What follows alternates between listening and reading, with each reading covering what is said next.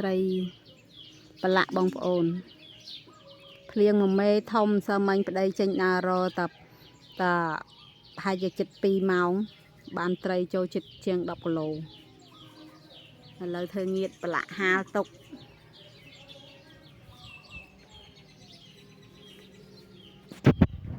មុនដំបូងថាយកទៅលក់អីគេបានច្រើនដែរខ្លាចហូបអស់យកទៅលក់អីគេគេថាអូយកលក់អីគេថោកពេក1 គីឡូវាមិនបាន10000ហងហើយគេយកទៅលក់វិញ15000 16000វិញ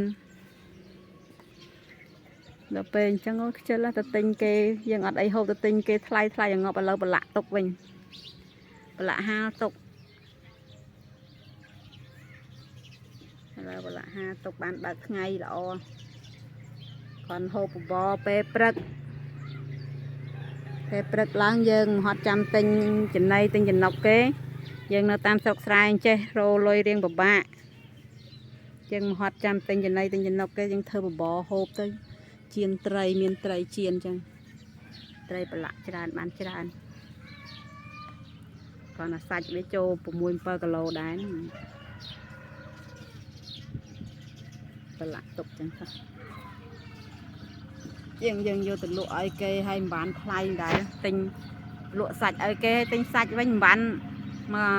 លក់ឲ្យគេ1 គីឡូទិញសាច់វិញមិនបានកន្លះគីឡូហ្នឹងដែរអញ្ចឹងខ្ជិលធ្វើប្រឡាក់ហាលខ្លួនឯងទៅដោយសាច់ឡើងស្អាតបងប្អូនមើលឡើងក្រហមងាំងត្រីស្រស់ត្រីថ្មីត្រីសិតតែត្រីរស់ទាំងអស់ធ្វើអញ្ចឹងទៅសាច់វាល្អ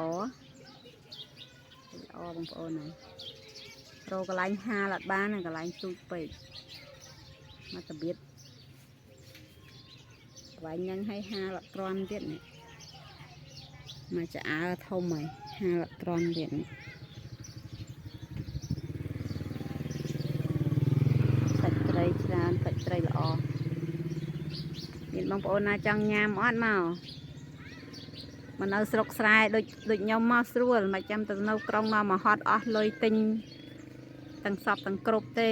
នៅតាមស្រុកស្រែជនបទចេះមកមានដីតែមកកវិច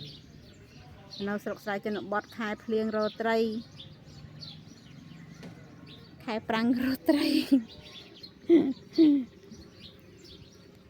រលុយបានដូចគ្នាមិនចាំទៅនៅទាំងក្រុងឲ្យរកបានរលុយបានទេនៅស្រុកស្រែក៏រលុយបានដូចគ្នាដែរតែយើងមានគំនិតហើយយើងមានគំនិតតែគ្រាន់ថារកបានតិចរកបានច្រើនយើងរកបានតិចក៏យើងចំណាយតិចយើងហើយយើងចេះឆ្លៀតរកម្ហូបក្រៅ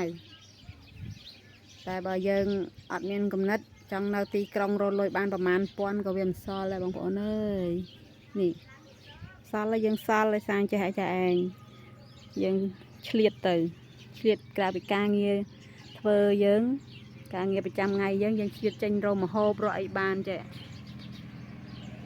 ហ្នឹងវាអញ្ចឹងឯង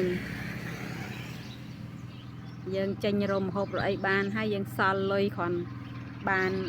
សល់លុយពីរឿងទិញម្ហូបទិញអីហ្នឹងហើយបងប្អូនហើយឥឡូវខ្ញុំនិយាយច្រើនណាបងប្អូនអើយចង់បាន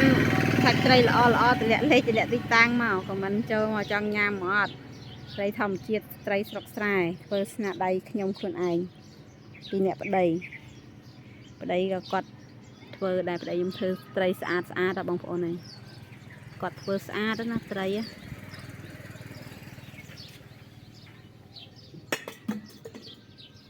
ស្រស់ល្អស្រស់ញញឹមចង់ញ៉ាំខមមិនចូលមកមានណាគេខ្លះចង់ញ៉ាំត្រីស្រែអរគុណ